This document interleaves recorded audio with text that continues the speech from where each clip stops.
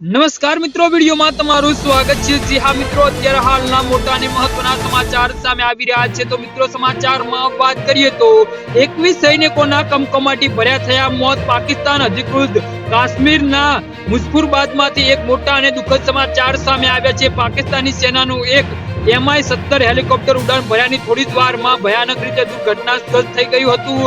આ ગમખ્વાર અકસ્માતમાં હેલિકોપ્ટરમાં સવાર તમામ 21 સૈનિક કર્મીઓને ઘટના સ્થળે જ કમકમાટી ભર્યા મોત નીપજ્યા હતા। આ અકસ્માતે પાકિસ્તાનના સૈન્ય વ્યવસ્થા અને વિમાન સુરક્ષા પ્રોટોકોલ પર ફરી એકવાર ગંભીર સવાલો ઉભા કરી દીધા છે।